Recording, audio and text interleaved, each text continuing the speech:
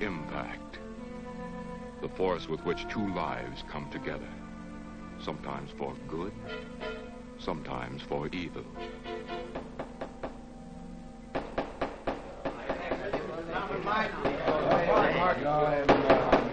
I say, Williams, you're out of line on this. I'm definitely against it. Williams seems to forget we have our stockholders to answer to. Phone Mrs. Williams, Della. Tell her to be ready in about an hour, and I'll pick her up. Yes, sir. You phone San Rafael and see if those papers are on the way over from the executive. Yes, well.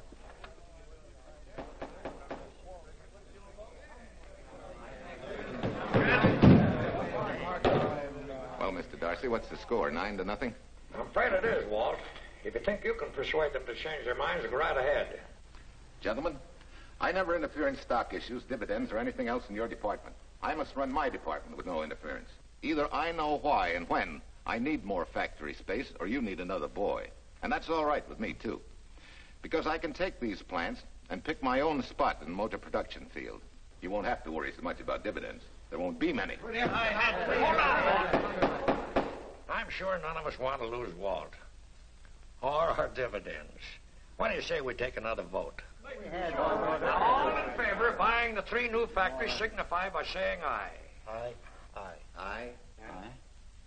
Aye. Aye. Aye. An unanimous vote. Congratulations, Walt. Congratulate the board. They're the winners. Williams, if these factories are so valuable that other companies would jump at the chance to get them, how do you know that you can buy them at the price you quoted us? How do I know? I bought them this morning.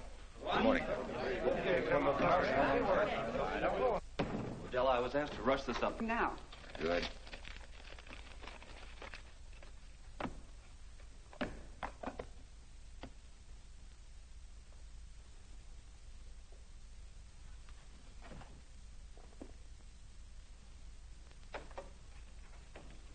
Congratulations, Walt. And I certainly wouldn't be a very desirable driving companion. No, seriously, darling. You run along and buy your little factories and hurry home. I'll send you back to the office. And cheat me out of my goodbye kiss? Not a chance. I've got to drive over to San Rafael. I'll stop on the way. Love me? Bye, dear.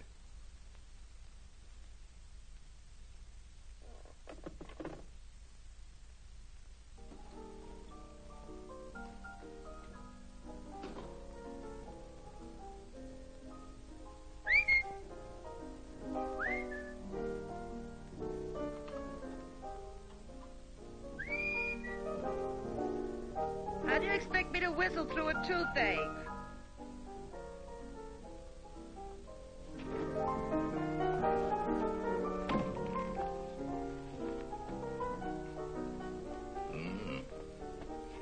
Nothing in the whole world smells as sweet as you do, Duchess. Certainly don't feel sweet. I was grouchy as an old bear. Well, old Doc Williams can give you something to fix that. Close your eyes. Relax a minute. Take a look at that, see if you don't feel better. Oh, Walt. Oh, darling, it's beautiful.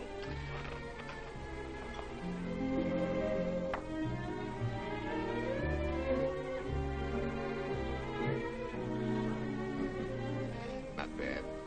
Not bad at all. You know, to quote my wife, I like monograms on things. It shows they belong to me, unquote. When did your wife say such a thing, Mr. Williams? About 6 years ago, when I married her. She gave me the first monogrammed shirts I ever owned. Those were the words on the card. I still have it. I certainly hope your board of directors never discovers what a softy you are. They won't, don't worry. I have only one vulnerable spot. What really happened this morning? All I got out of Della was that you stalked out of the office with blood in your eye and were back in no time with canary feathers in your mouth. Oh, I clipped those birds' wings, but short. No one's going to vote me down, sweet. Not when I know I'm right. Mm-hmm. But how did you convince the board of that so quickly? With subtle hints and easy persuasion. Like this. Either I get what I want, or you get yourself another boy. And that's all right with me, too. Walter! What a clumsy ox. I'm sorry, Duchess. Oh, please, sweet, don't be so upset. You could have seen your face. Oh, don't bother, dear. Sue Lynn will take care of that. Not exactly a good prescription for nerves, huh? You know, you're wrong, Dr. Williams. The way I feel now, a good cat nap will probably make a new woman out of me. And if it's not going to make you too late... Yes? Well, I'm sure that by 5 o'clock I'll... Swell. I'll run over to San Rafael, get things ironed out, and be back for you by 5. On the nose. Darling, wait. That's perfectly silly. I'll take a taxi cab and meet you in Sausalito. There's a drugstore on a corner opposite the square. I'll be there at 5 o'clock, and we can go straight on up to Tahoe. That'll save you all that late afternoon traffic and all that time it'll take to come and pick me up. Smart woman, my wife. Thinks of everything. Where's your bag, honey? Oh, Sue Lynn still has some things to press for me. Sure you don't mind taking a taxi? Very sure. Sweet dreams, Duchess. See you at 5. I better get going. Bye, honey.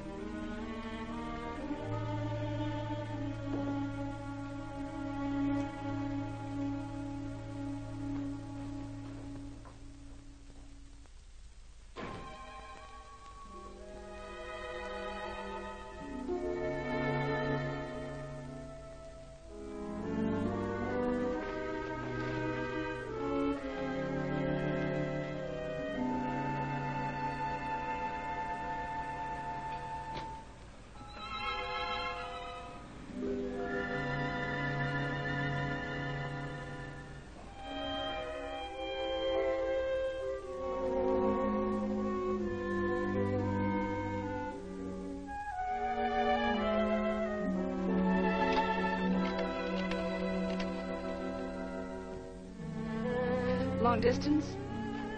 I want Berkeley 79721.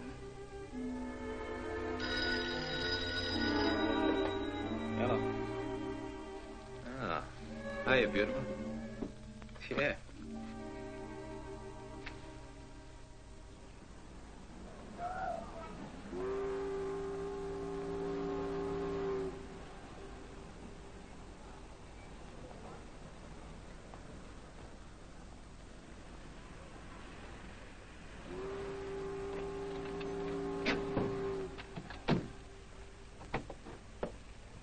Here. Don't forget, turn this stuff over to a bellboy at the airport hotel in Oakland. Tell him to hold it for Jack Burns. Jack Burns, the airport hotel. That's right. I'll be checking in later. What do I owe you? $1.15 a here. All the stuff back to Oakland. Yeah. Here.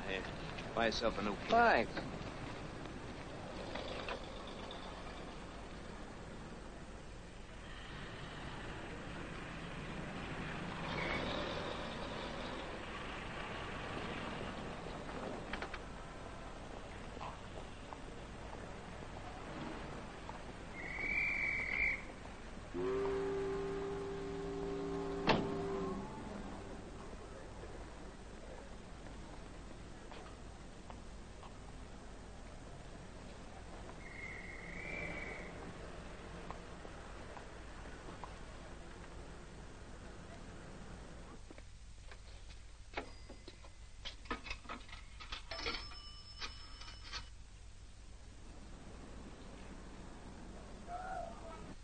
Hey, where's that new woman who was going to meet me? It's after 5 o'clock.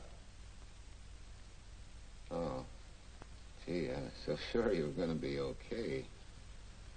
Maybe you better get yourself another dentist, huh? Of course I understand, honey, of course. Just to prove it to you, I'm coming right on home. No, you really mustn't, darling. I'm going to be perfectly all right, really. And besides... Besides what? Well, I've done something you're not going to like. You remember Aunt Margaret back in Illinois? You mean the old gal in Evanston? I'm way ahead of you. How much? Well, it isn't money this time. It's another relative. Her favorite nephew, Jim Torrance. All of a sudden, right out of the blue, just after you left, he telephoned me from Berkeley. Okay, Judge, I'll see him when I get back. Well, you don't understand, dear. You're going to see him right away. I'm what? Well, all he seemed to want was to be able to get back to Illinois, so I... So you buy him a ticket. That's easy. Well, it isn't. I offered to, but he got huffy and said he didn't want any handouts, and... Well, without thinking, I told him we'd pick him up and give him a lift as far as Denver. I won't say I'm getting exactly an even trade for you, but where do I find this guy? Well, he should be there right now. I told him to be on the lookout for a cream-colored roadster, just in case we fail to recognize one another after all these years. Oh, darling, you're such a lamb. Are you sure you forgive me? What do you think? Well, I'd better run along or Cousin Jim might get nervous. Take it easy, sweet, and miss me, will you? I do already. Don't drive fast. And please take care of yourself. Softy. Goodbye.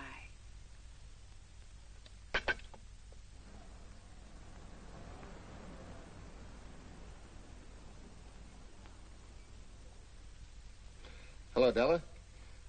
Yeah, Mrs. Williams wasn't able to go with me. Now, while I'm gone, you see that she gets her roses every morning. That's right. But this time on all the cards, put love from Softy. Yeah, S-O-F-T-Y.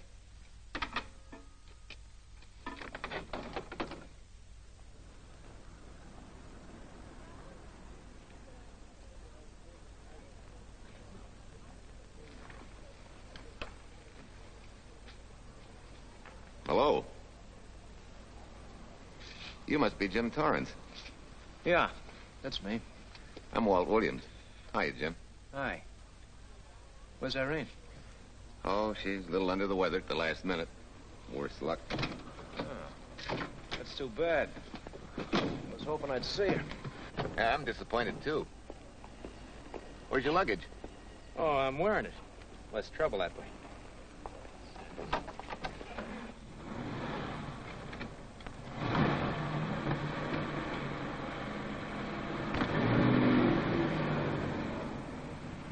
Irene tells me you're heading for Illinois. Yeah. Going been a little rough, huh? Haven't exactly been worried about my income tax. What's your line, Jim?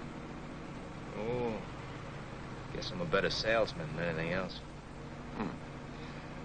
You know, I can give you a couple letters when you get back to Chicago. It might help you. Fine.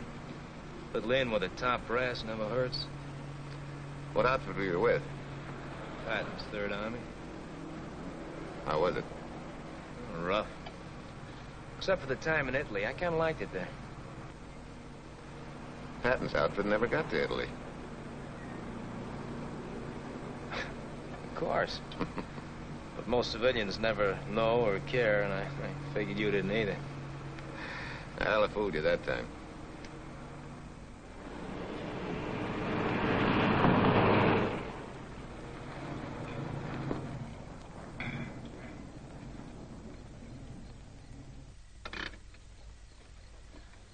Our last chance to chow for a while. How about it? No, thanks. I grabbed a hamburger while I was waiting for you. I can still taste the harness.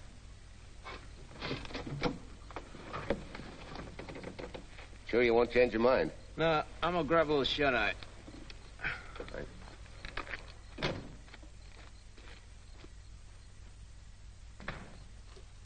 Chicken sandwich and a Coke. One chicken sandwich. Chicken sandwich coming up.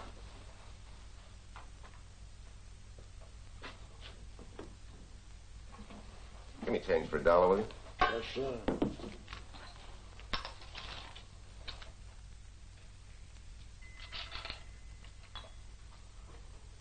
Thanks.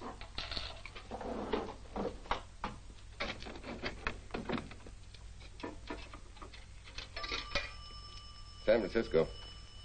Klondike 2, 6714.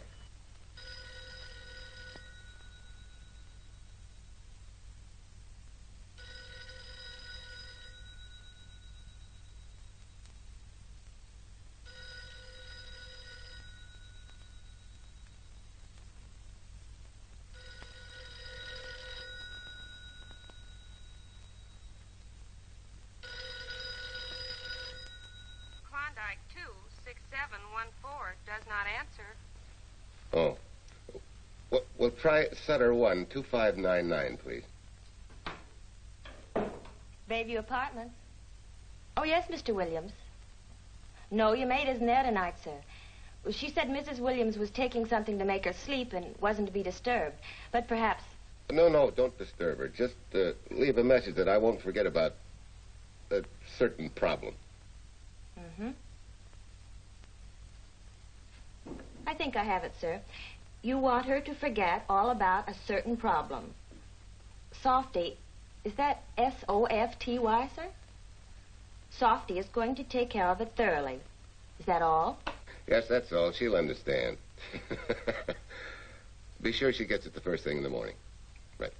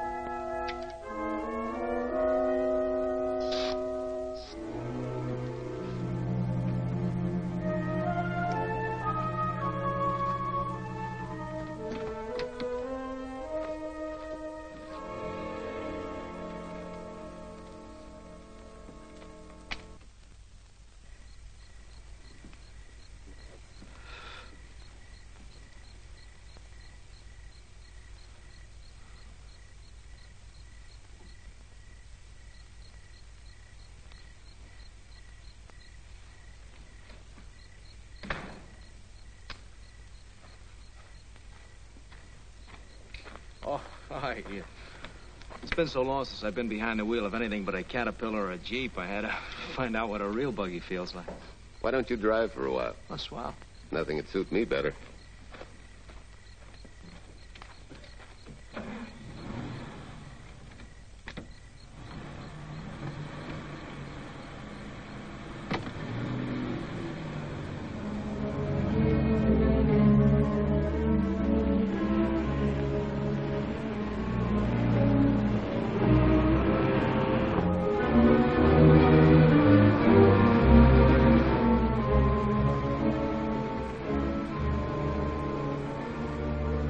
Tell me, Irene still got that little scar on her cheek? That one she got from the fall? Yeah. You can hardly see it now, though. How'd you know about that? She just got it last summer. Thought you said you hadn't seen her for years. Oh, from Aunt Margaret, of course. How else? She always sends me the news in the letters.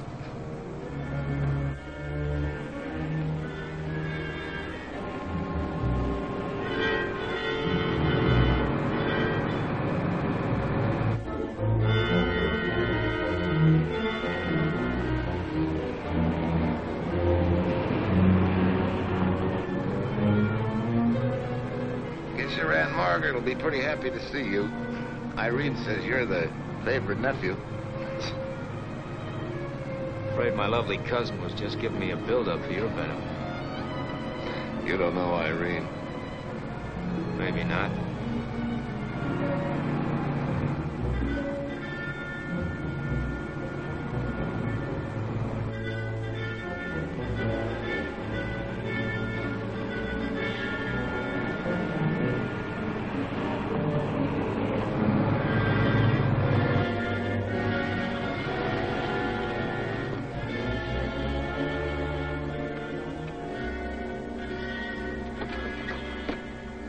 What's the matter?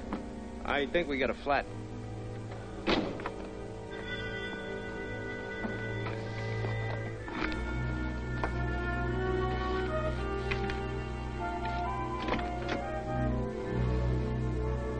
Yeah, flat as a flounder.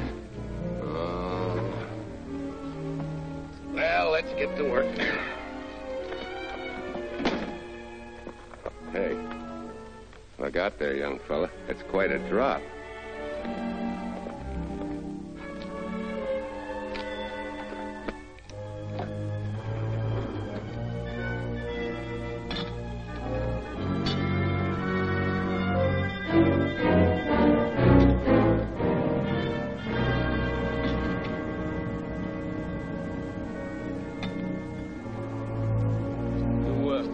You got a flashlight? I think I have. Get the jack. I'll take a look.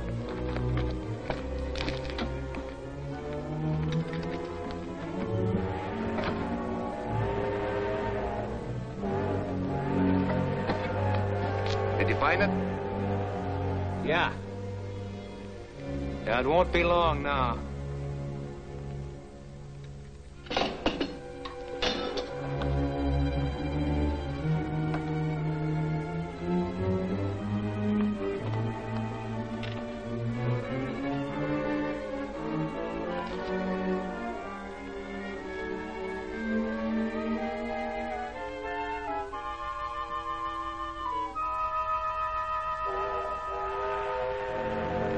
Come on, let's get going. Wait a minute. Did one of your cufflinks fall out? Huh? Oh, something dropped. I heard it fall right down there at your feet. Hmm. Well, he must have rolled under the car.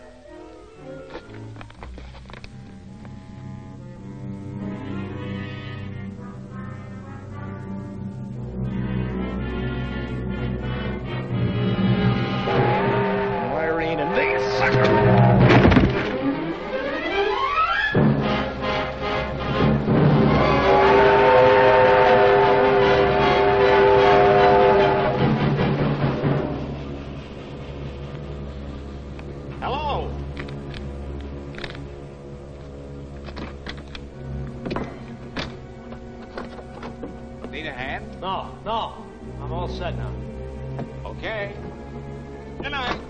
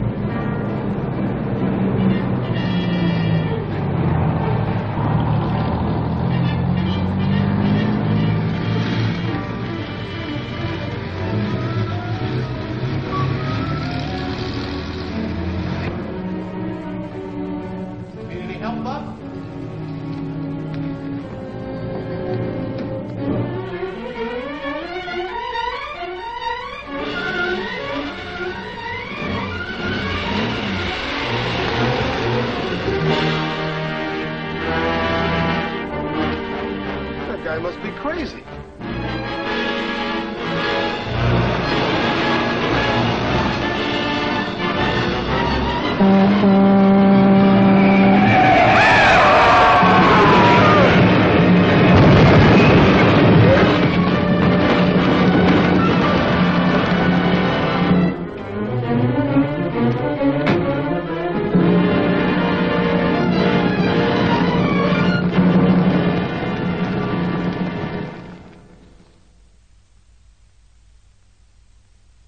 Now, in case my husband should be late and have to rush for his plane, this will be taken care of. Thank you. Tell Mrs. Burns the 302.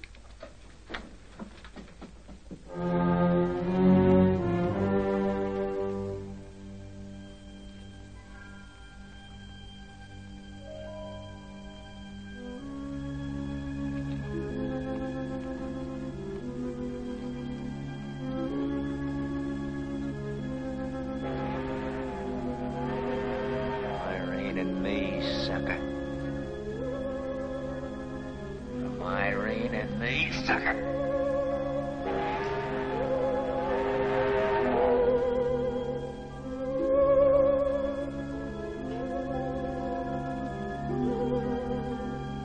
Take care of yourself. Softy. Softy.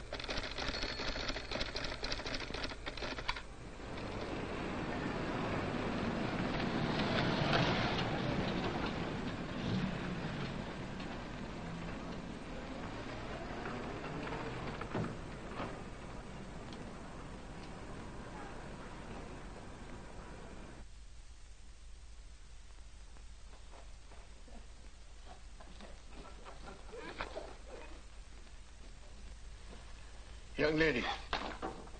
Excuse me. I want to see Mrs. Walter Williams. I'm sorry, sir, but she left orders not to be disturbed. I'm sorry, too. Lieutenant Quincy of the police department.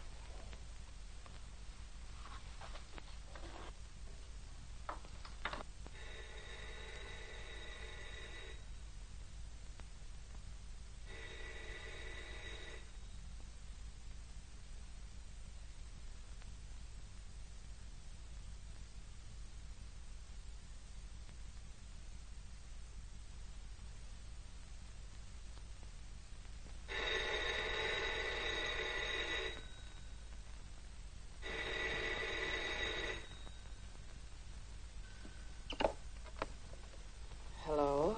I thought I left orders not to be Oh, I see.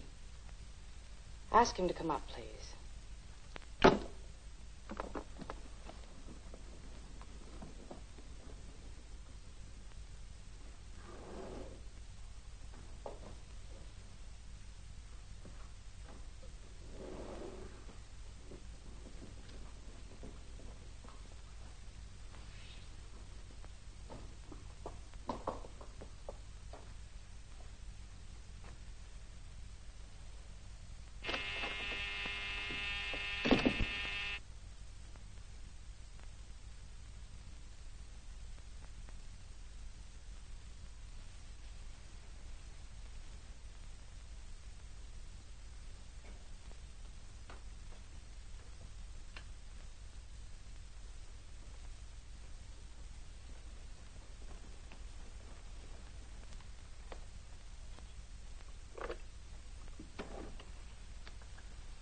Yes? I'm Lieutenant Quincy with the police department. I'm sorry to disturb you at this hour, but... may I come in? Of course.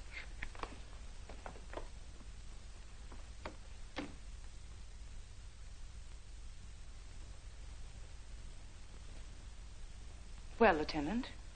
Did your husband go on a motor trip late this afternoon? Why, yes, he went to Denver on business. Why? Was he driving a Packard roadster? Yes. Is anything wrong? I'm afraid there is. Won't you sit down? Has something happened to my husband? Yes, Mrs. Williams. He's dead, isn't he? Yes. Oh, Walt, I knew something like this would happen. I begged him time and again not to pick up hitchhikers. But it wasn't a hitchhiker, Mrs. Williams. It was just an accident. He ran into a truck, a gasoline truck. You mean there was fire? He must have been driving pretty fast. I don't think he felt anything after the crash.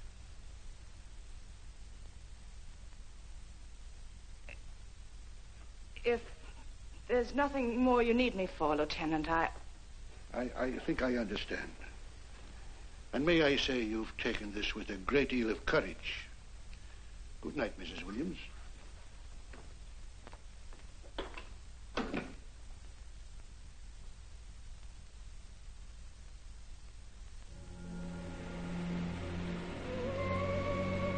Take care of yourself. Softly. From Irene and me. Softly.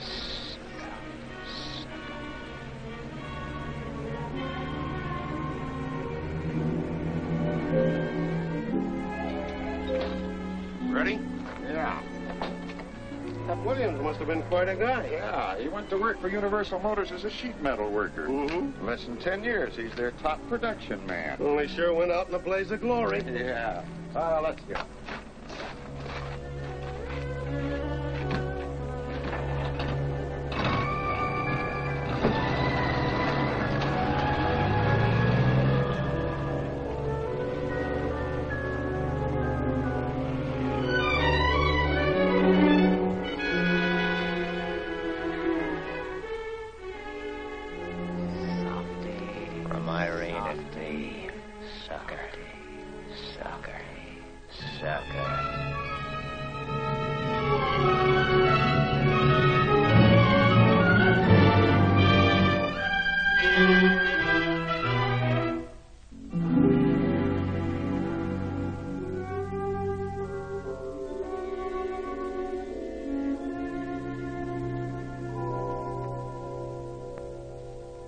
Well, could Mr. Burns have taken a later plane and still made connections for Mexico City? I see. Thank you. Yes? It is some telegrams for Tai. Just put them under the door, Sulin.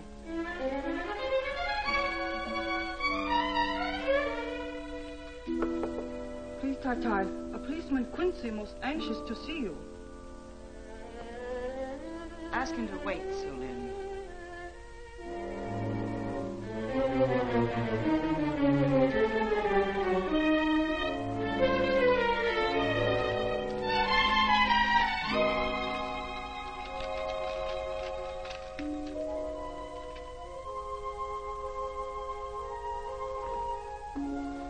Mrs. Williams will see you presently. Will wait, please.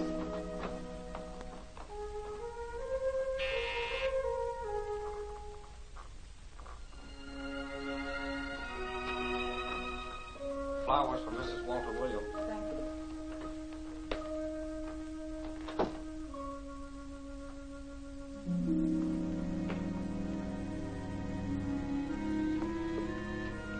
Roses like Mr. Williams always sending when he's away. You seem to have been very fond of Mr. Williams. Sulin is honored to have served him 5 years, and he... I'm sorry to keep you waiting, Lieutenant. I wouldn't be disturbing you again if it wasn't necessary. And I would be keeping you but a moment. You're being very considerate. Won't you sit down?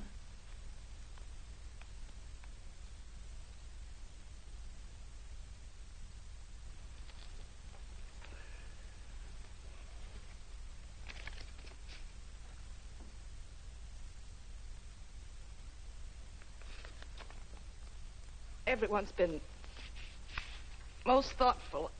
And why shouldn't they be? Forgive me. I'm all right now. What was it, Lieutenant? The state police would like to have some information. They found some wavy skid marks for quite a distance on the road, as if the car had been out of control when it crashed. Tell me, was Mr. Williams a reckless driver? Why, no. He was a fast driver, but certainly not reckless. Well, was he a heavy drinker? Quite the contrary. But what about his health? Could he have had a heart attack and lost consciousness before the accident? Why, no. He was in perfect health, but he'd been working much too hard lately and was overtired.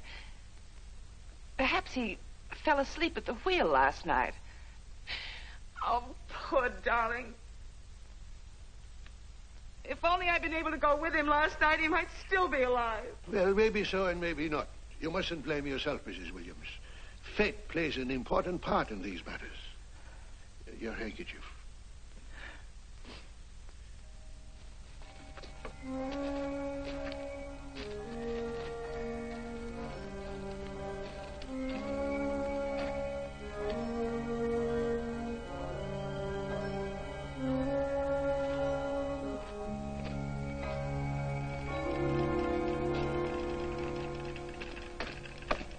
When's the next train to San Francisco? 10 a.m. tomorrow. You sure there isn't one sooner? No, I'm sorry.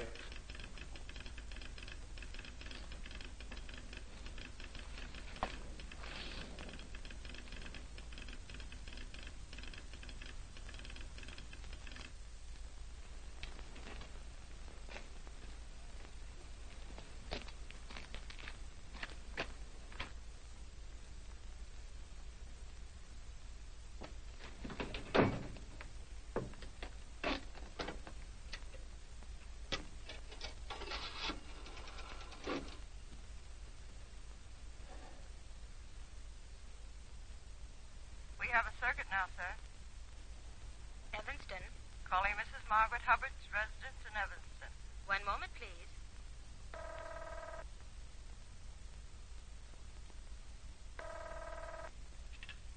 Hello?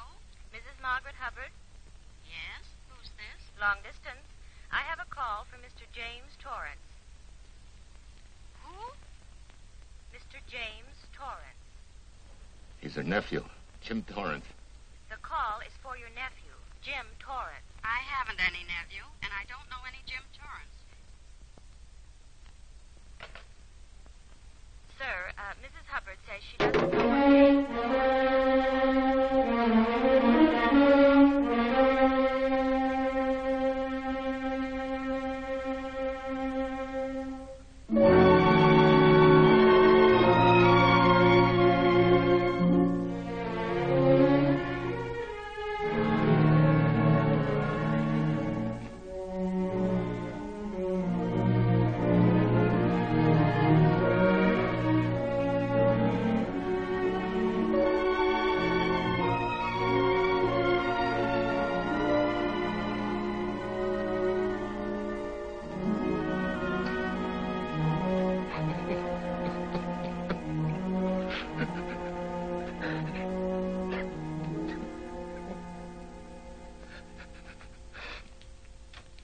What's the matter, son?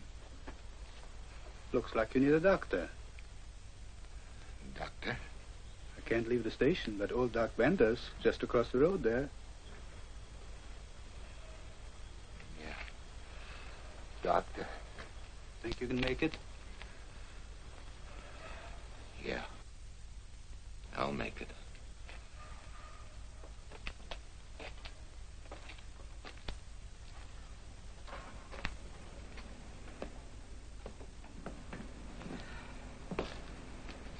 Now, take it easy, man. There's some concussion there. You've got to watch your step for a while. Yeah.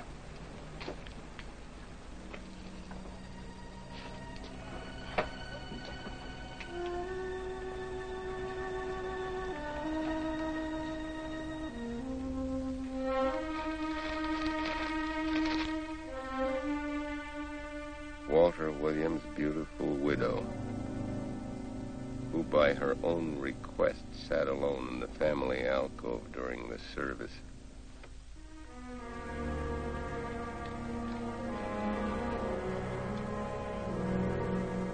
Smart. Someone might have caught her licking her chops.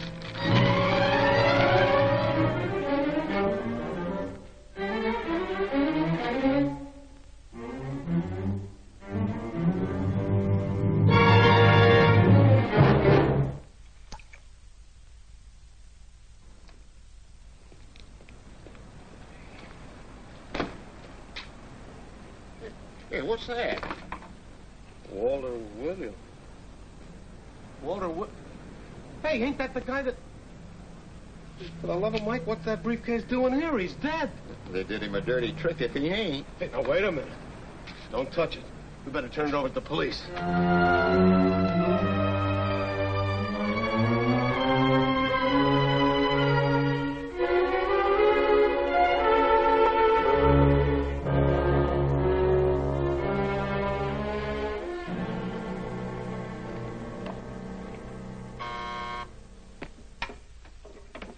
Homicide, Captain Callahan.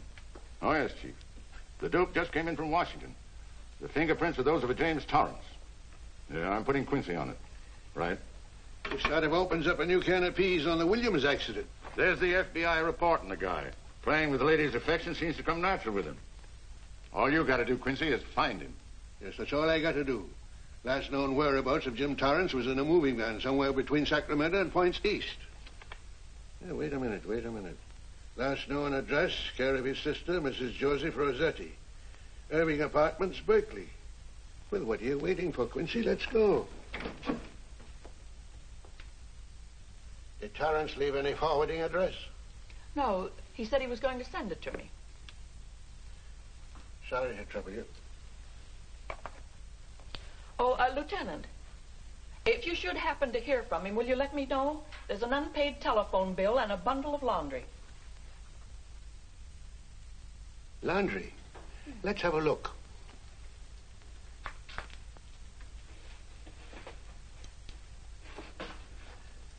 I may have to take this along with me. Not without a receipt, you don't. You mean you don't trust the police? In my business, you don't trust anybody.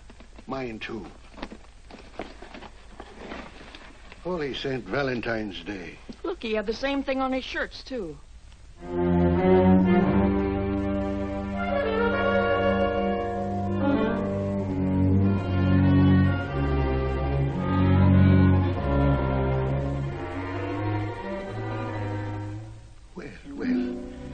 Romance in your late tenant's life. Did you ever see the lady? You know, I never did. But I always knew when she'd been here, the wonderful perfume. I lay you 10 to 1 she's a rich widow. Could be. Wait, I'll get you his telephone bill. Pretty fancy stuff for a hitchhiker. Yeah, but he's a pretty fancy hitchhiker. According to the shirt maker, a certain lady in the town had these made special. And they're just like her husband's. Only his initials were WW. Sort of smells, don't it, Cal? Now take a look at this little item that was also found in the laundry. I for Irene and W for... Well, it could be for Williams, too, couldn't it? Yeah. Homicide, Callahan speaking. Hello? Oh, hello, Fitz. Hello. What news? Oh? Any luck? Both days, huh? Swell. Have it typed up and sign it. This report of Fritz will be a nice little topper for this pile. His checkup shows calls from Torrance's phone to Williams's private number, and a flock of them going the other way, including one on the 7th and several on the 8th. The 8th, in case you've forgotten, is the date of Walt Williams' accidental death. Well, that ought to be enough to get an indictment out of the grand jury. Go pick her up. I'd like to play a long shot first. It might give us 2 for 1. Well, take him one at a time. A bird in the hand is not going to lead us to its mate. I'd like to give the lady a little more rope. Well, Thanks. I thought you'd agree.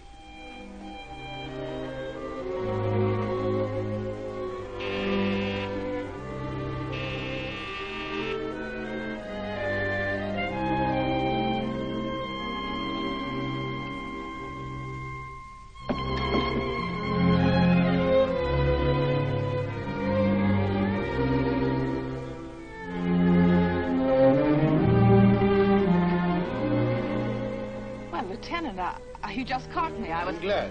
I have some rather startling news I thought you should know before it hits the headlines. Come in. Thank you.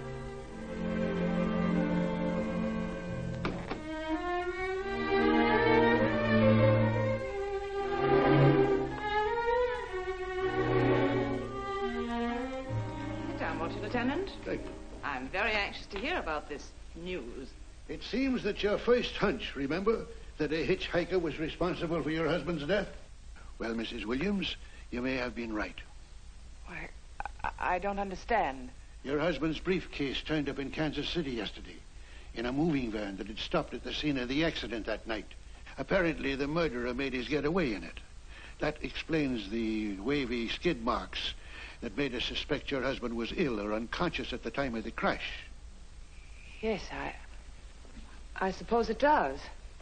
And by now, the man is probably out of the country and never will be found. Don't you worry, Mrs. Williams. There were fingerprints on that briefcase. And as soon as we get the FBI report from Washington, his identity will be known and his description sent out on police broadcast. Oh, we'll find him all right. But just now we're keeping things quiet so the murderer will feel safe until we are ready to close in on him. Yes, I can see the wisdom of that. Yes, I thought you would understand and cooperate. As soon as we know his name, it is possible that you might recognize it as someone with a motive. There's that possibility. You know I'll do everything I can to help. I'm sure of it. Now I'll run along. You'll hear from me. I'll let myself out. Don't bother. And don't worry. Good day.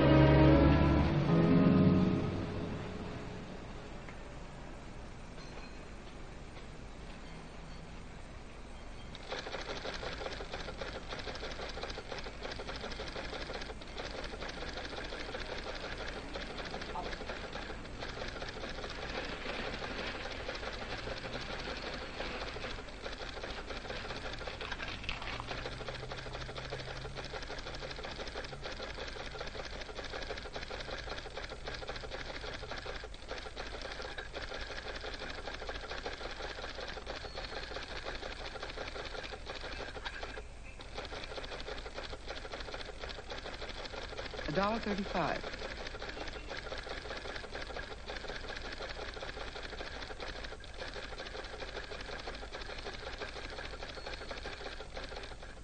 See, everything after the letter J in the first name has been obliterated by heavy writing over it.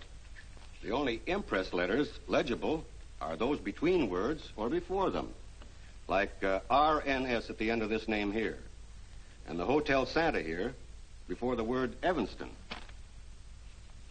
Well, Tom, don't you think it's about time you retired? Why, there isn't even evidence there of Mrs. Williams' intent to communicate with Torrance. And who do you think she beat a path to the telegraph office to wire to? The League of Decency? I'll tell you what I think, that you should have brought her in when I first told you to. By the time we get her now, she'll have figured out a way to tip Torrance off. He'd be that much tougher to find. Not unless she's tipped him off from your office. Ernie's got her on ice waiting for you.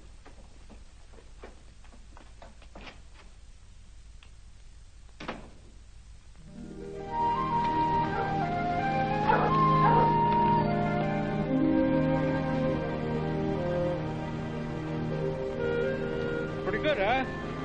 Fastest growing little town in Idaho.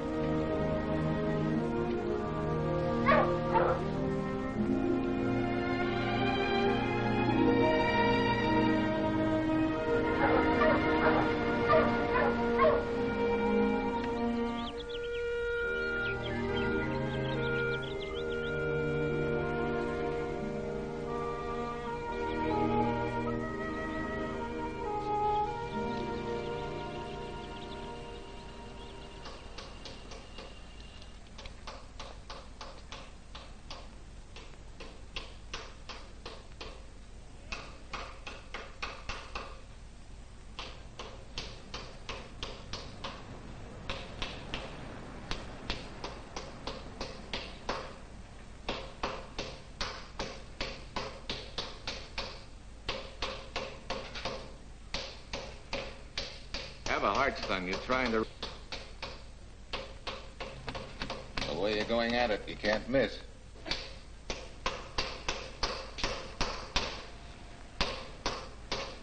Here. I just can't let you ruin that beautiful motor. Start her up.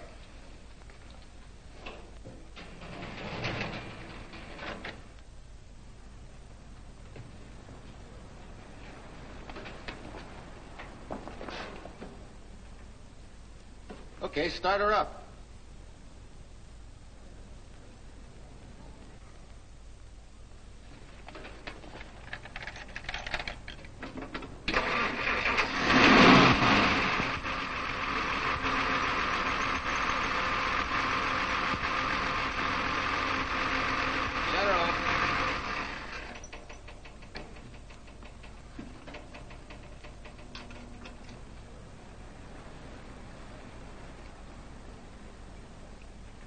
You're certainly not a mechanic by trade. Hands like that. Maybe it's a hobby of mine.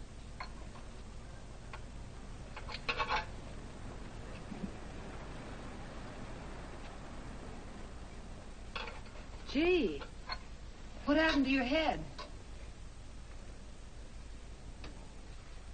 Perhaps I was talking when I should have been listening. Okay? Okay by me. Thanks a lot, Hill. So long, Marcia. Bye. He's all right now. You better lay off, though, till the boss gets back. I'm the boss. I guess the new cars are a little bit over my head. Now, with a jalopy, it's different. Aren't there any mechanics around here you can hire? No, they all went over to the new factory in Mansville. I guess they got better wages. Tough break. Yeah. How much do I owe you? Oh, forget it. Well, I'll be shoving along. Well, at least have a cook in the house. You might as well. Marcia, can I use your phone a minute, please? Sure, help yourself, Uncle Ben. Never rains but what it pours. 650, please. Flat tire this morning. Now the danged engine stalled on me. Nice and cold. Wilson's garage? No, I did not give you the wrong number. Fine thing using my phone to cheat me out of repair bills. Aren't you ashamed? You gave me the wrong number. 650, please. You're a nice girl, Marcia Peters, and your ma's a fine woman. And I'll always buy my gas and oil here. But you ain't never gonna tinker with my car again. Busy? Busy. Always busy. Wait a minute. We're not so busy. Would you like to do another good deed and give Uncle Ben a hand? Why not? Where is your car, mister? Maybe I can help you. Why, are you a good mechanic? Very good. And very reasonable. Well, just what you need, girl. Better hire him. It's an idea, Uncle Ben. Come on. Thanks for the Coke. Sure.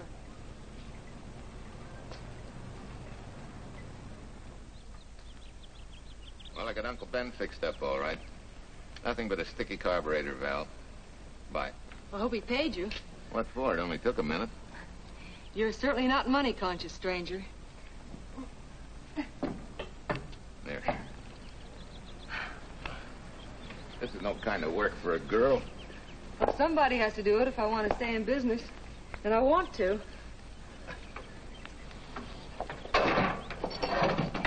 Must be some business that you're better suited for. Couldn't you lease this place to somebody? Sure.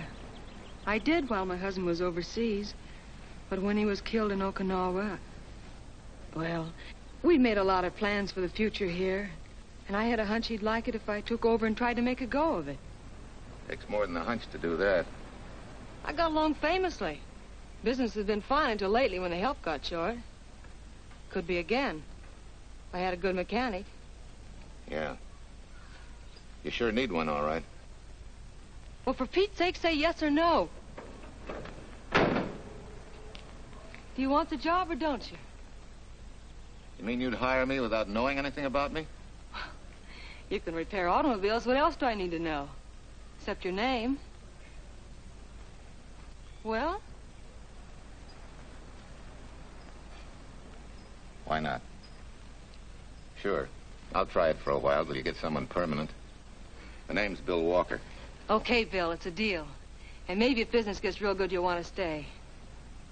Well, don't count on it. Where's this go, on the rack? Yeah.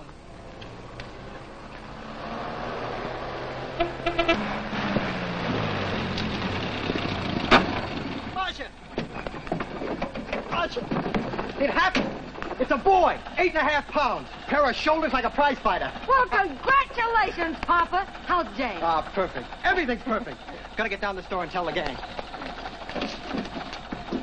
Almost forgot.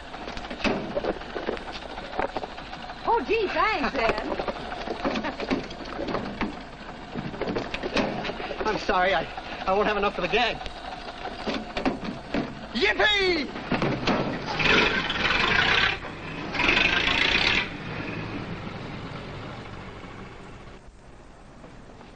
Maybe you can use this token from the slightly delirious new father. Thanks. Say, we haven't settled the matter of wages yet. Maybe I can't pay your regular salary. Suppose we leave that open till you find out how much I'm worth to the business. Doesn't seem to be any business right now. Might be a good time for me to get rid of this beard and find a place to board. We live right next door. I'll go ask Mom. She'll know of a place. Sort of a peaceful house. I noticed it this morning. Oh, gosh, I forgot. She's down helping Mrs. Wellesley with her canning. Mom finds homes for everything from stray cats... To stray mechanics? Well, you're not a stray anymore. I'll go phone. Pearl? 674, please. Hello, Miss Westford. May I speak to Mother? Hi, Mom. I've got some good news for you. I hired a man for the station. Yeah. No. Nobody we know. He's from out of town. Needs to place a board. You got a good one up your sleeve? Okay. Says she has to meet you first to come home for supper. Huh? And you like apple or cherry pie? Cherry. Cherry it is, Mom. See you later. Oh, now I gotta get rid of this. Hey, where's the nearest barber shop? The one and only, just up 2 blocks. Tell Judd you're working for me. When you get back, we'll close up and go home. Thanks.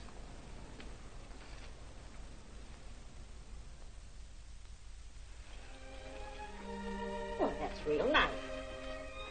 You must have had a good bringing up, young man. Thank you for the young man. We thank thee, O Lord, for thy bounty, and ask thy blessing on this food and on the new friend who shares it with us. I hope you're good and hungry, Mr. Walker. Who wouldn't be? Well, Marcy's like a sparrow, with all the hard work she does. May I have your plate, please? Well, she can start taking it easy now. Boss, the help. Thank you. She never takes anything easy. Has to put her whole heart and soul into everything she does. Well, now that you're through with me, Mom, how about Bill? Have you thought of a place for him to stay? Well, why can't he stay right here? We have a spare bedroom going to waste.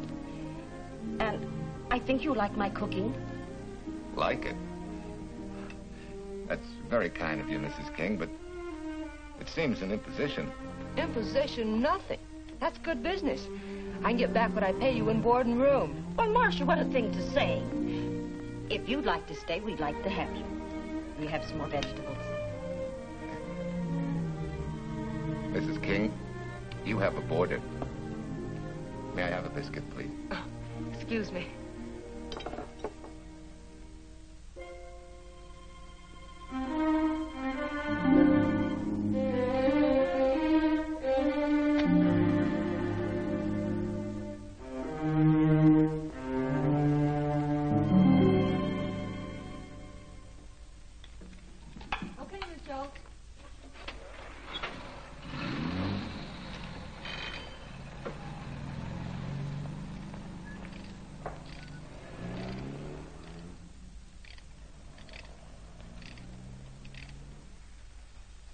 It's wonderful the way tools seem to come alive in your hands. You seem to Sort of come alive, too. As though you got real pleasure out of working with them. I do. When you're doing a job with them, you can't think of anything else.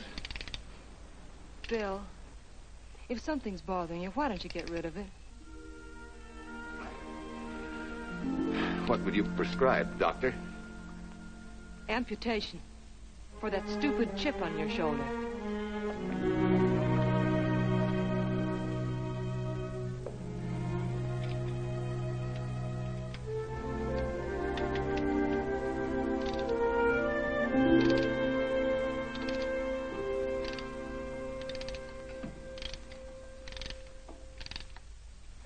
What you need is a ring job. Save yourself some money. Gee, Bill, with the baby and everything, I just can't afford it now. Oh, we'll take care of that. Hey, boss. How's Ed's credit? Good enough for a ring job? Well, sure, if I can hold Junior as collateral. Oh, not a chance, fella. Never mind her. I'll do it on my own time. Oh, thanks, Bill. Maybe we'll see you tonight, huh?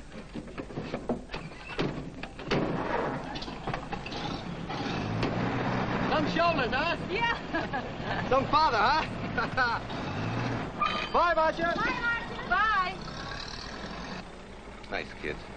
Hey, was Ed clowning about their being hard up? No. Things have been pretty tough for him ever since he got out of the service. Fix a car for him, Bill, and only charge him for the labor, okay? Then he gets it for free. I'd already figured on knocking that off. Say, we could make it an anniversary present. Anniversary of what? Junior's arrival, and mine, 3 months ago today. Time certainly flies. That was a lucky day when you came to MP service. Your work's been bringing in a lot of business. I'm glad of that. Hated to have fallen down on Mom and you. Say, look, boss, why don't we three celebrate tonight and go to the movies? Ed said he and Jane were going. Well, that lets Mom out. She'll be babysitting. I'd love to go, Bill. I haven't been in ages. Here's your opportunity. Go to work.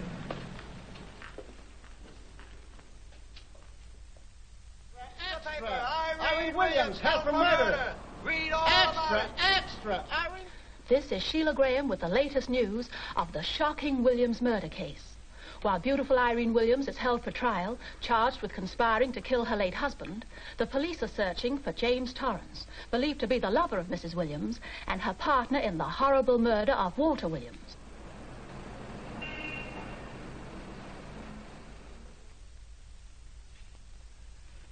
If I'm handling your case, my dear Mrs. Williams, I want 1/3 of everything you get. You're out of your mind. You don't realize what I'll get as Walt's widow. Perhaps you don't realize the spot you're in. Torrance's fingerprints were found not only on your husband's briefcase, but, in a manner of speaking, on your reputation as well. There's a detective named Quincy, a very smart cookie. He isn't exactly for you. Frankly, Mr. Warner, I'm beginning to wonder if my attorney is for me. Underestimating the enemy's ammunition would scarcely be wise. Now, if we can get to trial before Torrance is found, they'll never get a conviction. But... But what? if he shows up, we may have to fry him. Oh, no. Let's not cross that bridge until we have to. But if it comes to a choice, we're not going to burn, are we?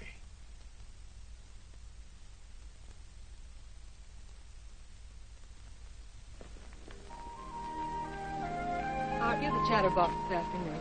What about this afternoon? Oh, I'm sorry, boss. I guess it was wool gathering. You're only supposed to do that in the spring. Is there anything you don't know? Yes. What's San Francisco got that we haven't? Better newspapers, for one thing. Anyway, California's supposed to be the land of opportunity. I thought that by now you liked it here. I do. Very much. It's a good town. Nice people. Swell boss. Thanks. We like you, too. No fooling, Bill. You'd be surprised how many people ask questions about you. What kind of questions? Oh, where you came from? Do you have any family? And do you like it here, and are you going to stay? Al Knox asked me at the movie last night if you wanted to join the volunteer fire department. Just interested, friendly things. I suppose it is natural for people to wonder about a stranger who moves into their community, like I did. You know, I've been thinking, maybe it wasn't such a good idea, you and I going to the movies last night. It's all right being seen in the station and here with Mom, but... You get used to that in a town this size. They're always trying to marry people off.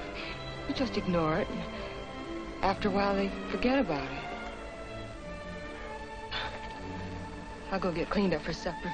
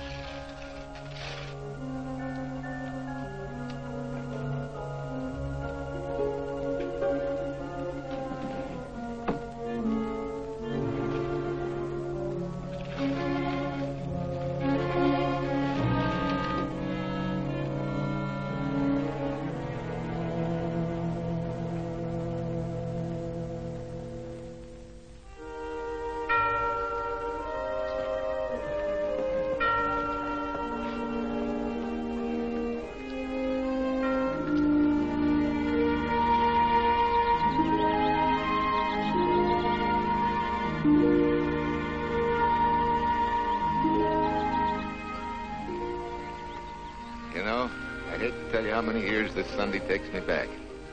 Did you always fall asleep during the sermon? I wasn't asleep, Mrs. Peters. I merely closed my eyes to concentrate. Oh, so that's what you call it. I had to nudge you to stop you from nodding.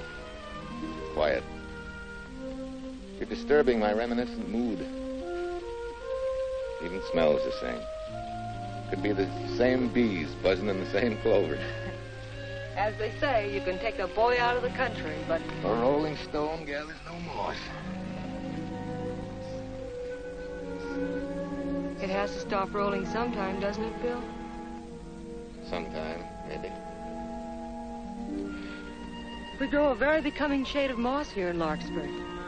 Don't you think? You grow a lot of nice things here. Anyone in particular? You'll have to skip the answer to that one. Someone tore it out of the book. You're married, aren't you, Bill? Yep. That's right. You must have loved her very much to have been hurt so deeply. To be so afraid of someone, even yourself. Maybe it's better that way. And no one gets hurt. Bitterness and hatred hurt everyone. Can't you see, Bill? They're like a wall that shuts out all the sunshine from a garden and lets everything wither.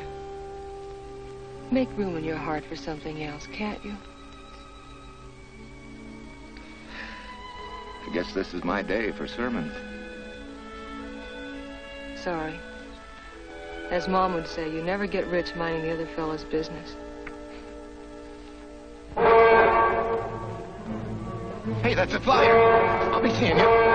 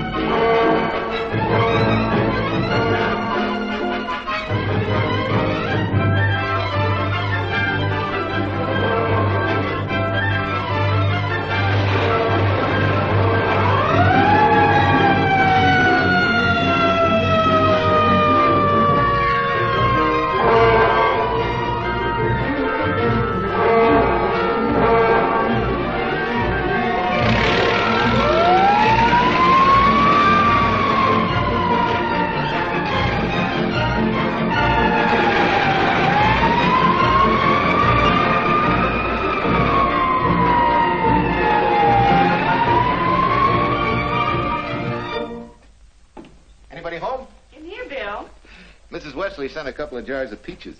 Said you helped her can them. Oh, thank you. When I delivered the doc's car, he insisted that I have a bite with him. Where's the boss? Took a book back to the library for me. Huh?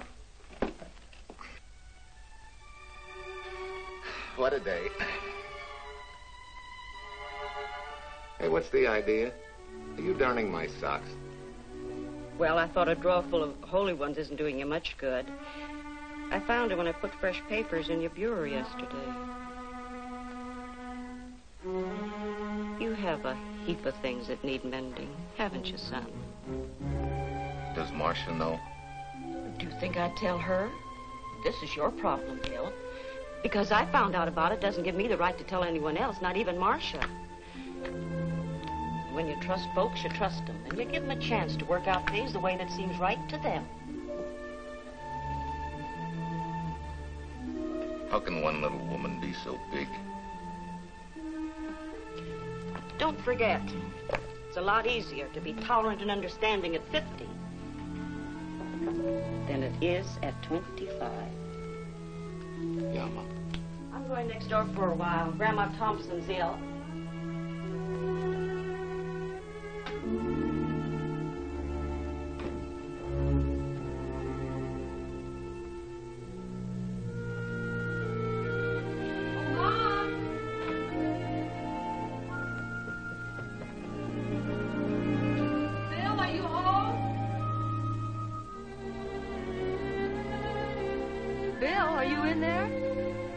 Yeah?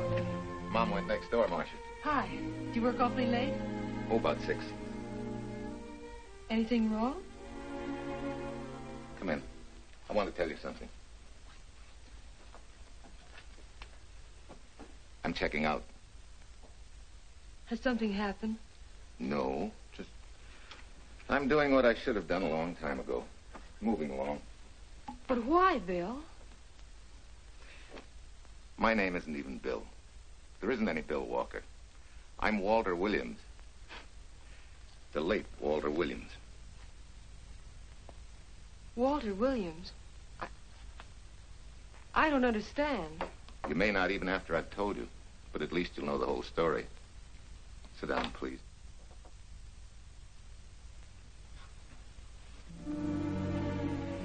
Finally, Larkspur. And you. From there on, you know. I'm glad you're going back to make things right. Going back? Wild horses couldn't drag me back. What are you going to do about your wife? Nothing. You're going to let her go to trial for murder? Oh, no, Bill. Why not? She tried to kill me, she and her cousin. But they didn't. Who says they didn't? Let them try and prove it. No matter what your wife did, she can't be tried for something that didn't happen. Oh, Bill, can't you see? You bet I can see. She deserves everything she's getting. Sorry part of it is they'll never convict her. No, Bill. The sorry part is you're not big enough to take a hard jolt to your pride and to your ego. Sure. It hurts to be tricked and cheated by someone you loved and believed in. But that doesn't give you the right to take justice into your own hands, to trample on the hearts of others and walk out on life. A barren, frustrated boyhood. A marriage to a woman who accepted my love, yet despised me so thoroughly she resorted to murder. I'll never think of our moments together without nausea. I feel stripped bare, degraded. Because you've closed your mind and heart to everything else. Even me.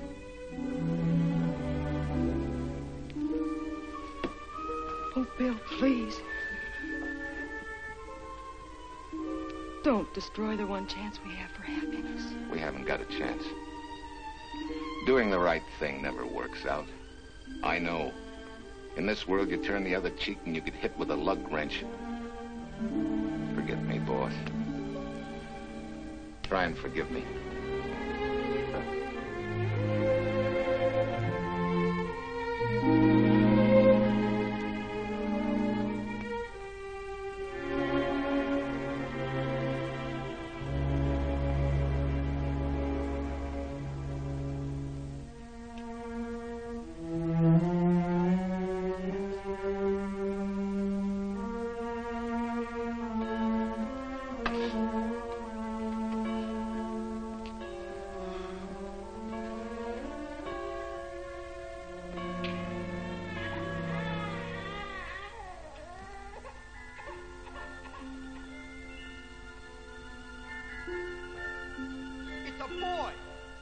shoulders like a prize fighter.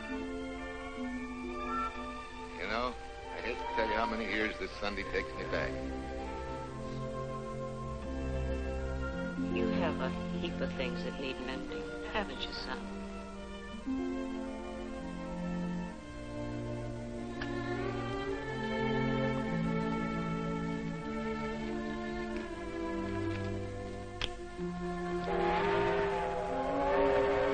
Take care of yourself. Softly.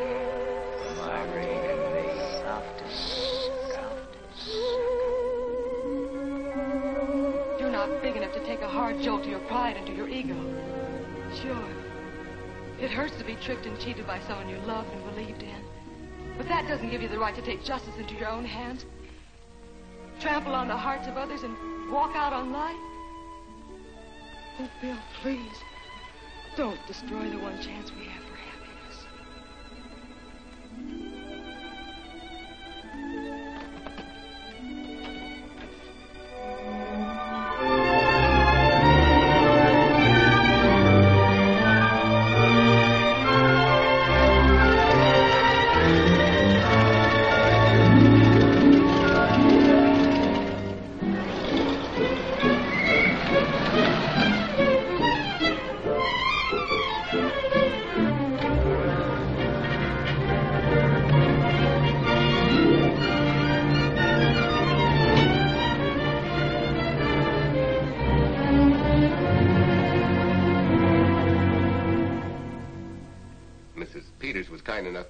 To substantiate at least the Larkspur portion of what I've told you. Very thoughtful of you, Mrs. Peters.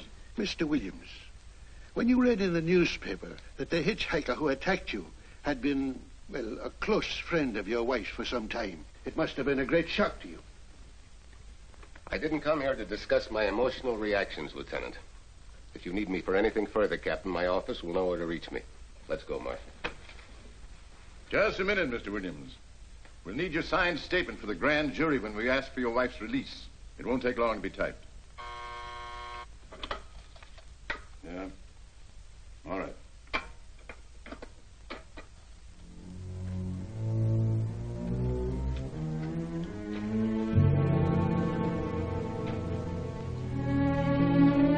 Come in.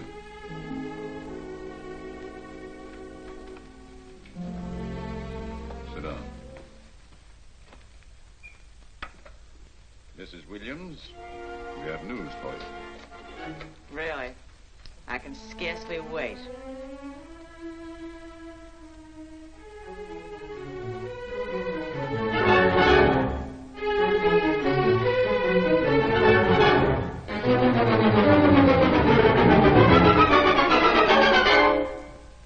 It seems it was Torrance who was in the car when it crashed.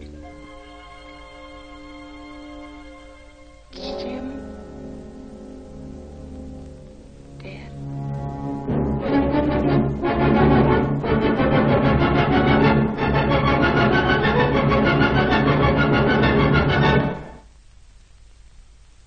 You did it. You killed him. No. He tried to kill me. Thought he had. And he ran into the truck. It was an accident. An accident? You wait all these months to tell this story. You let me rot in this filthy jail. Wait a minute. You let everybody believe you're dead. Pretty convenient, wasn't it? A dead man can't be tried for murder. Mr. Williams, perhaps your wife would understand better if you would explain to her about the amnesia. Amnesia? Oh, don't tell me you believe he had amnesia. Where's he been all this time, just wandering around in a daze? Tells us he's been in Larkspur, a little town in Idaho, working as a mechanic in a service station. Run by Mrs. Peters here.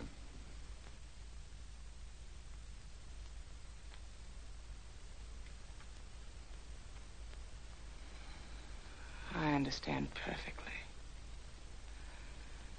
Now that my chance for happiness is dead, I suppose you'll demand the divorce I begged you to give me so that I could marry Jim. That's fantastic. Yes, isn't it?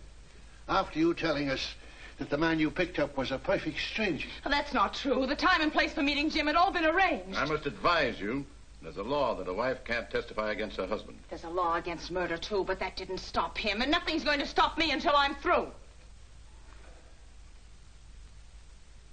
It's all right with me, Captain. Go on.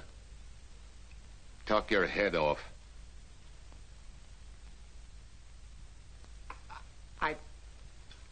I was to have gone with him to Denver. He insisted on it, although I was quite ill. Several hours before we were to leave, he came home. There was a violent scene. He threatened to kill me unless I agreed to give up Jim. And I wish he had. This is incredible.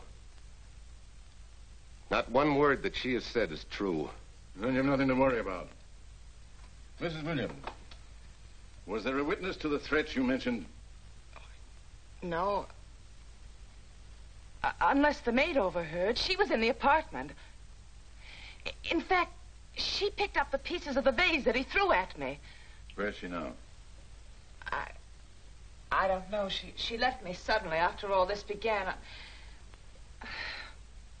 Please, could the questions wait? I feel rather ill. Will you have Mrs. Williams ready for the grand jury at 10 o'clock tomorrow morning? That's all.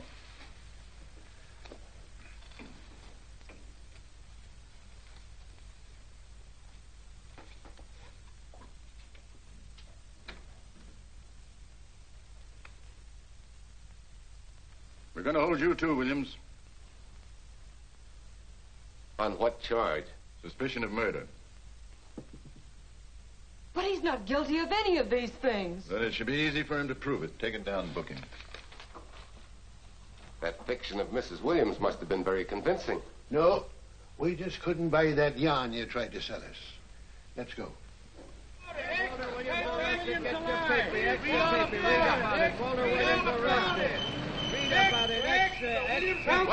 What's the White Reid and murder charge? Extra, get your paper. Walter Williams charged with murdering wife's mother. Extra, get your paper. Irene Williams goes free. Husband held. Extra, get your paper. White Reid and murder charge. Walter Williams charged with murdering wife's mother. And Daly's going to cover Williams' office. Okay, boys, hop to it. I want all I can get by 10 a.m. tomorrow for the grand jury. Okay, Chief. Oh, Tom, don't miss a bit. Dig up everything you can on Williams and the Peters dame. You sort of believed Irene Williams' story, didn't you, Vern? She made better sense than he did.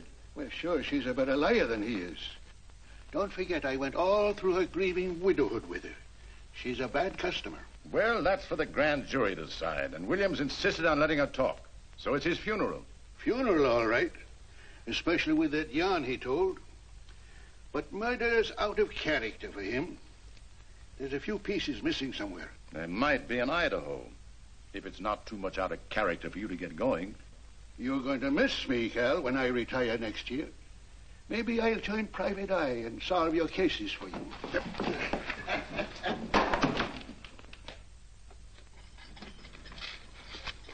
Hi, Williams.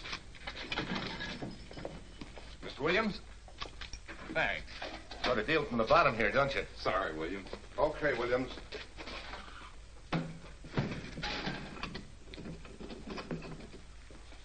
Well, not very good news, judging from your faces. Well, Walt, the grand jury returned indictment against you.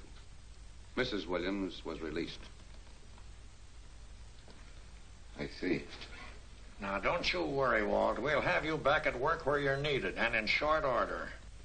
Come on, Eldridge. There's a visitor waiting far more attractive than we old fogies. We're just leaving, Mrs. Peters, but remember, don't hesitate to call on me for anything. Thank you so much.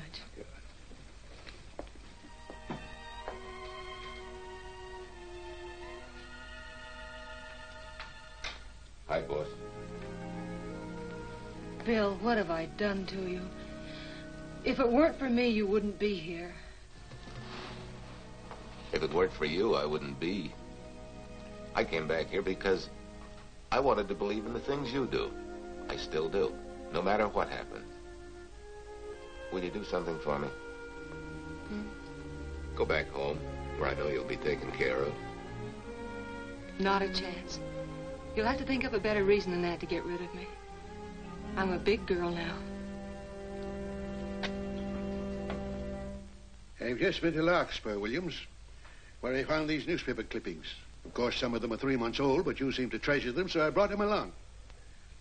So? I don't think they exactly substantiate your claim of amnesia. As if you were interested in substantiating any claim of mine. Now, let's get one thing straight. Most people, when they get in a jam, think the police are only interested in the prosecution. Our job is to get the facts, the truth. And the truth never hurt anyone but the fellow that lied. Unless he was a beautiful woman. Oh, quit kidding yourself, Williams. You made the boner. I had no more to do with Torrance's death than you did. And out of the whole population of Northern California, you just happened to pick up a hitchhiker who happened to be your wife's boyfriend. Ah, have a heart, Williams. I suppose you'll tell the truth when you take the stand, but you better have some mighty conclusive proof if you expect the jury to believe it. Wait, Lieutenant. Bill, we all know you're not guilty, but we're going to need help to prove it, and need it badly. Lieutenant Quincy can't take sides, but if we're right, he has to be on ours. And I have a hunch he wants to be. Why don't you tell him the whole story? All of it. Please. I'd like to, Quincy, very much. Guess I should have told the whole truth in the first place.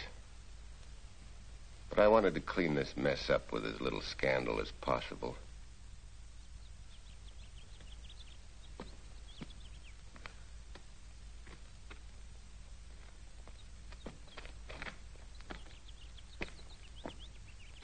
Well? No sign of the lug wrench or anything. My dear Mrs. Peters, will you please stop trying to be a detective? How many times do you think the police have combed this spot for any kind of evidence? Now, be a nice girl. Take Mr. Williams' advice. Go back to Larkspur. What time is it? It's only 4 o'clock.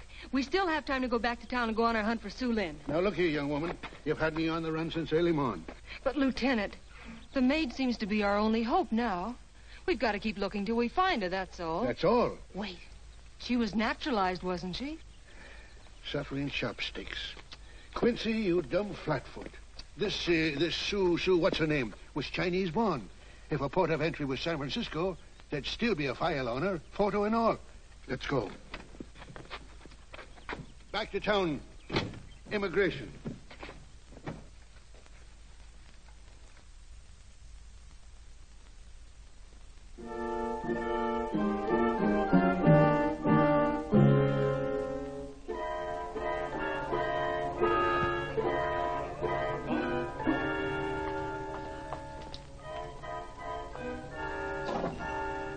The council has given us the right lead.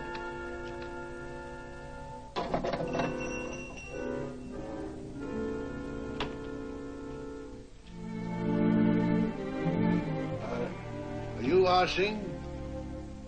Understand? You savvy English? Also French, Italian, and Hebrew. May one ask what is desired? We're looking for Su Ling Chung. The Chinese consul said you were her uncle and might tell us what she is. This daughter of my brother, has she offended the honorable police? Oh, no. They just wanted to ask her some questions about Mr. Williams, the man she used to work for. Ah Sing's heart is heavy that he cannot lead you to her.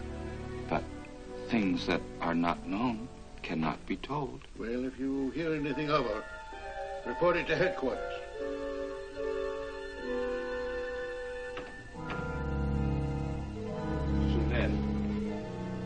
Untruth is not good for soul, and not wisdom when told to policemen. Better for the soul to be kind than to be wise. Su Lin must keep silence to help in this matter.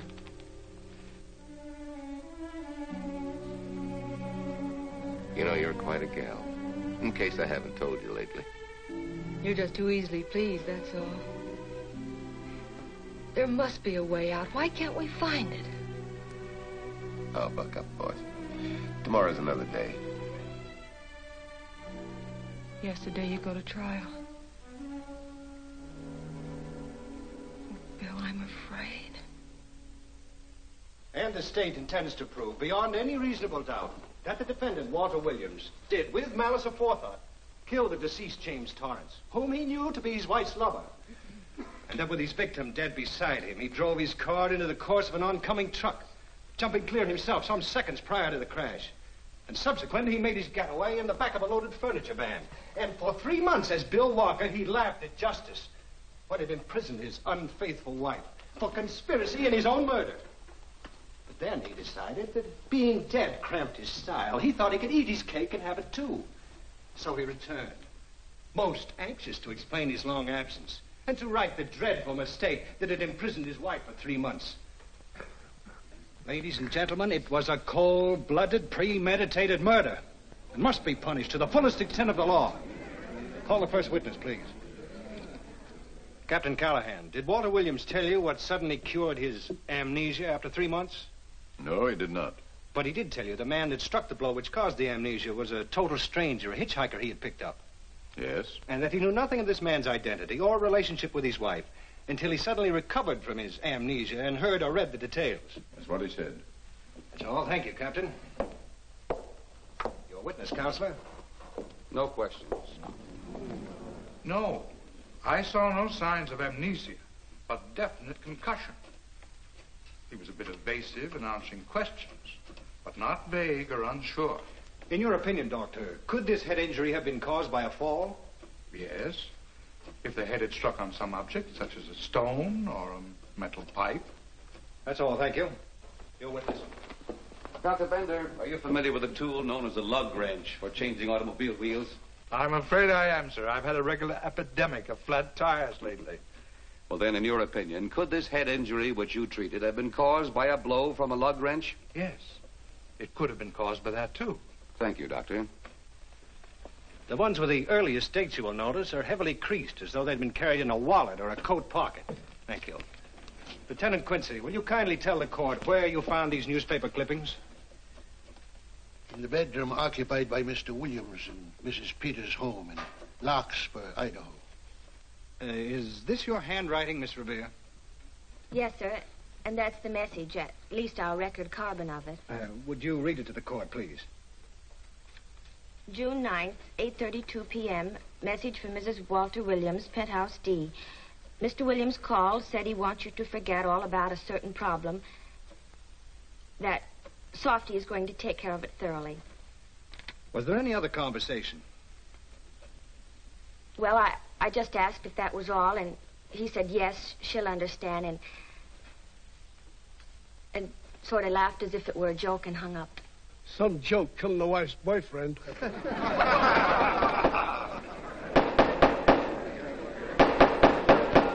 of the state versus Walter Williams. All the rounds so far have gone to the prosecution, and it was a grim-faced Williams who was returned to his cell this afternoon. What the score will be after he takes the stand is anybody's guess, but he's going to need some lucky punches to get a decision. And though Torrance struck with intent to kill, after telling you this is from Irene and me, sucker, you still telephoned Illinois to find out if there was a cousin Jim. You are hard to convince, aren't you, Mr. Williams? Is it so incredible that a man should fight against believing such a thing about his wife? Oh, that is very touching. From a husband who planned a trip on which he intended to destroy his wife and did kill her lover. That's a lie. Your Honor, I object to the conclusions drawn by the prosecutor and move that it be stricken from the records. But, Your Honor, there is a corpus delicti, remember, who was your wife's lover. Objection sustained. There's also her own story, which, in front of witnesses, you insisted she tell. And then we have your own two different stories from your own lips. One featuring a perfectly strange hitchhiker, the second an equally strange cousin Jim, without a questionable substantiation for either bit of fiction.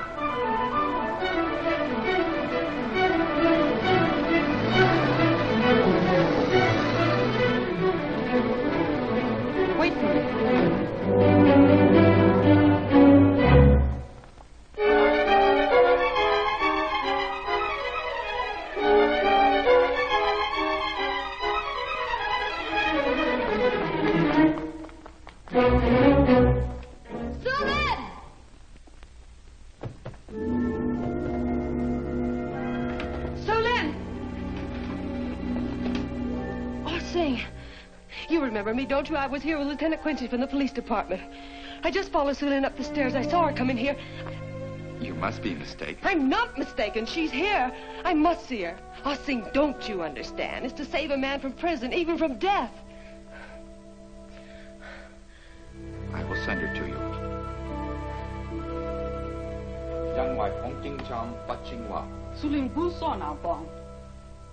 Oh, Sue Lynn, we've been looking for you all these weeks.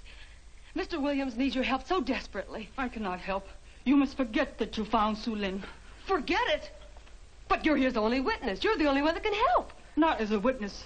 Only with silence can I repay his great kindness to me and my family in China. Why?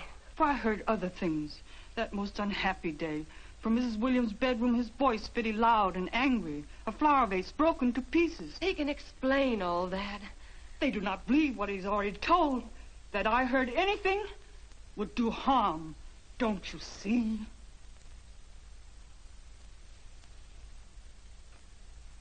Yes. Much sorrow comes from women who know not honor and truth. And Mrs. Williams, she was not true even to that Torrance man. What made you say that? That night when he was killed, her sickness was but wall of falsehood, behind which she could go secretly to a meeting place. You mean she went out that night? Sue Lynn, are you sure? Yes, because next morning in her bedroom I found street shoes that had been worn. Her coat on the closet floor with the sleeves turned inside out as though removed hurriedly. And in one pocket, a door key to some hotel. Sue Lynn, that's it.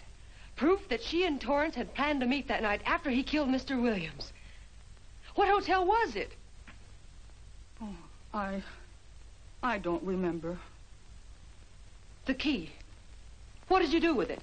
Returned to coat pocket. Come on. We'll get to Lieutenant Quincy. He'll know what to do. And pray, Sue Lynn, every step of the way.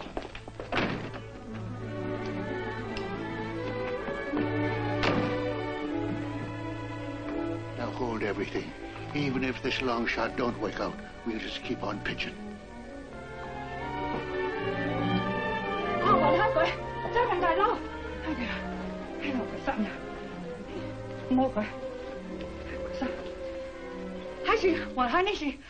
Here it is, yes. Room 302, Airport Hotel, Oakland.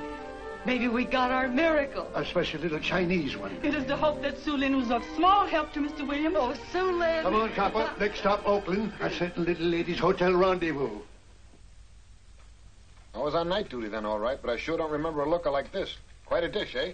A little too highly seasoned for my digestion, thanks. Lieutenant, just found a couple of cars for room 302 on June 9th. George Baxter, checked out at noon. Mr. and Mrs. J. Burns. Room not slept in. J. Burns. Burns. Look, Quincy. The handwriting on the card is identical to that on the photograph. And here's a little boy, the same thing. The cover-up telegram to Aunt Margaret. Now look at the impressions. J here, and here RNS. J. Burns. That's the name she started a telegram to. Room not slept in. Say, I got that dame pegged now, Lieutenant. She said they'd be out of the room by midnight as her husband was catching a plane.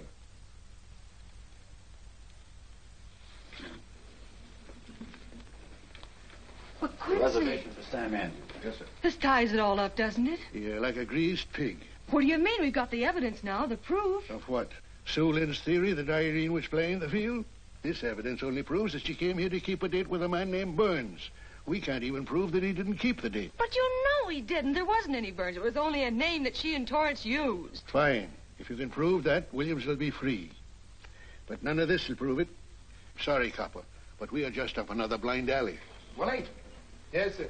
There's a couple of sample cases from Mr. Sam Andrews. Came up from the station this morning. Take them to Parlor B right away. Sure thing, sir.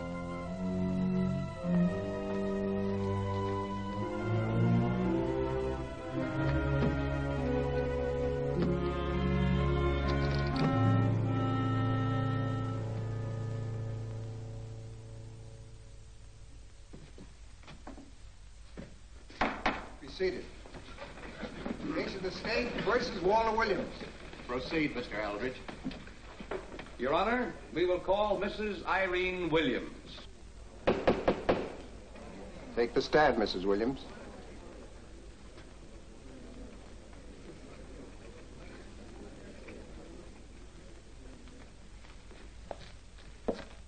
Raise your right hand. You solemnly swear the testimony about to give in this cause to be the truth, the whole truth, and nothing but the truth, so help you God? I do. Hey, what cooks? The defense calling her? Mr. Eldridge, what's the purpose in calling this witness? Merely for purpose of identifying handwriting. Now, Mrs. Williams, this photograph of you... was stolen from my apartment. So, according to the inscription, to Walt, my adoring and adored husband, Irene, this belongs to Mr. Williams. This is your handwriting, isn't it? Of course. I'm touched that he should have wanted it so badly. And this telegram, addressed to Mrs. Margaret Hubbard, is that also your handwriting? It is.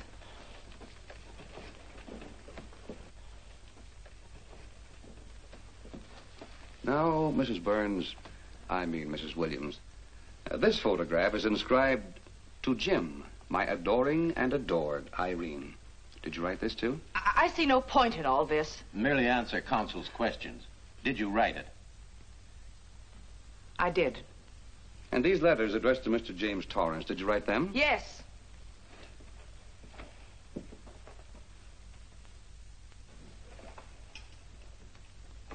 And this monogrammed garment, a gift from you to Mr. Torrance? Why must I be tortured again by all this? I never made any secret of my love for Jim Torrance. That's why he's dead. Your love for Jim Torrance. Yet on the very night he was killed, you had a rendezvous with a man named Burns, didn't you? I don't know what you're talking about. I don't know any man named Burns. I was at home that night, very ill. Oh, yes, the sleeping pills. Well, you must walk in your sleep then, for you spent at least part of that night at the airport hotel in Oakland, where you registered for Mr. and Mrs. J. Burns. Don't waste the court's time trying to deny it. This is the registration card that you signed at 9:20 p.m. And there's the room clerk who assigned you to room 302. And this, Mrs. Williams, is the key to room 302, which you very carelessly left in the pocket of a coat which was found in your closet yesterday. All right, I was there. Now are you satisfied? Not quite. This J. Burns, Mrs. Williams, was his first name Jack? Yes. Have you been in contact with him lately? No. How long since you've seen or heard from this Jack Burns? Well, I don't know. I don't remember. You bet she doesn't remember, because there isn't any Jack Burns, and there never was. That was an alias for Jim Torrance. And it was Torrance who was to have met you that night, after your charming little plot to kill your husband had been duly executed. It's not true. It's not true. I have bad news for you, Mrs. Williams. I can prove it's true. These pajamas, these letters, this picture, all of which you identified for the court, were found in this suitcase, which is full of the clothes and personal belongings of Mr. James Torrance. And the suitcase was found in the baggage room of the airport hotel, where it's been held since June 9th. And it says on this tag, in large print, hold for Jack Burns. That is all, Mrs. Williams. Just a moment, Mrs. Williams. I'll be seeing you. You know, it'll seem kind of strange being able to eat and sleep without someone getting in your hair all the time. Oh, fine, Walt. We're looking forward to having your hand on the wheel again. The Denver plants are waiting for you to open them. You think you can make it in the morning? How about it, Counselor? You bet you can. Oh, good. Well, I'll be running along. Well, you think you like Denver? It's okay by me, boss. Yes. Impact. The force with which two lives can come together. Sometimes for evil, sometimes for good.